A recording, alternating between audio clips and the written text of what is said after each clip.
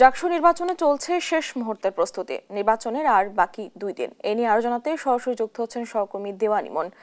ইমন, কেমন দেখছেন প্রচারণা জানাবেন আমাদের। ডানা, আজকে সকাল থেকেই কিন্তু আমরা জাহাঙ্গীরনগর বিশ্ববিদ্যালয়ে রয়েছি, যেহেতু নির্বাচনের বাকি আর 4 দিন, এর মধ্যে 2 দিন কিন্তু প্রার্থী যারা রয়েছেন তারা প্রচারণা চালাবেন। তবে সকাল থেকে আমরা দেখেছি যে যেহেতু বেশ কয়েকটি ডিপার্টমেন্টে পরীক্ষা চলছিল, সে কারণে কিন্তু শিক্ষার্থীদের উপস্থিতি কম ছিল এবং বেলা বাড়ার সঙ্গে সঙ্গে যে সমস্ত ডিপার্টমেন্টের পরীক্ষা শেষ হয়েছে সেই সমস্ত ডিপার্টমেন্টের কিন্তু গিয়ে গিয়ে যারা প্রার্থী রয়েছেন তার সেই ডিপার্টমেন্টের বাইরে গিয়ে কিন্তু তারা তাদের যে প্রচারণা সেটি চালাচ্ছেন এবং বেলা বাড়ার সঙ্গে সঙ্গে প্রচারণার যেই প্রচারণার কিন্তু আমরা দেখেছি যে সেটিও কিন্তু বেলা বাড়ার সঙ্গে সঙ্গে বাড়িয়েছেন।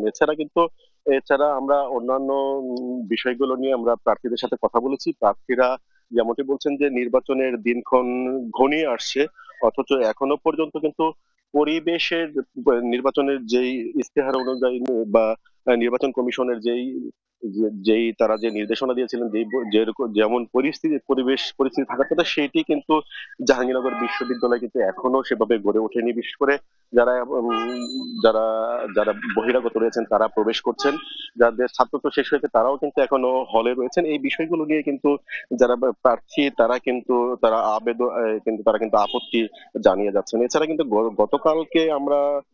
গতকালকে কিন্তু যারা নির্বাচন কমিশন, যেটি বামদলীয় গণতন্ত্র প্যানেলের সম্প্রীতি ও ঐক্য পরিষদের যিনি ভিপি প্রার্থী ছিলেন অমৃত রায়, তাকে কিন্তু তার কিন্তু প্রার্থিতা কিন্তু বাতিল করা হয়েছে। তিনি ভোটও প্রদান করতে পারেন না। শেষ সময় এসে এই ধরনের এমন একটি সিদ্ধান্তকে কিন্তু সকলে কিন্তু নেতিবাচক হিসেবে দেখছেন। তারা বলছেন যে এটি অবশ্যই যারা নির্বাচন কমিশনের দায়িত্বে রয়েছে তাদের এটি গাফিলতি, কারণ এই সময় এসে এই যে একজনের প্রার্থিতা বাতিল হলো এবং এটি নির্বাচনে কোনো প্রভাব ফেলবে কিনা এটি নিয়েও কিন্তু শঙ্কা রয়েছেন যারা প্রার্থী রয়েছেন তারা।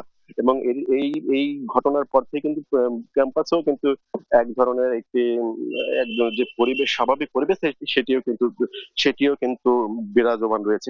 একটি অস্থিতিশীল অবস্থায় কিন্তু রয়েছে ক্যাম্পাস জুড়ে। কিছুক্ষণের মধ্যে জাহাঙ্গীরনগর বিশ্ববিদ্যালয়ের যারা ছাত্র শিবির রয়েছেন তারা তাদের প্যানেল ঘোষণা করবেন এবং সেটির জন্য আমরা অপেক্ষা করছি। এর আগে কিন্তু গতকালকে বিশ্ববিদ্যালয়ে যারা ছাত্র দল রয়েছিলেন তারা কিন্তু তাদের যে সেই প্যানেলে কিন্তু ইশতেহার ঘোষণা করবেন। তো এই ছিল আমার কাছে জানা জাহাঙ্গীরনগর বিশ্ববিদ্যালয় কেন্দ্রীয় শিক্ষার্থী সংসদ ও হল সংসদ নির্বাচনের সর্বশেষ খবর।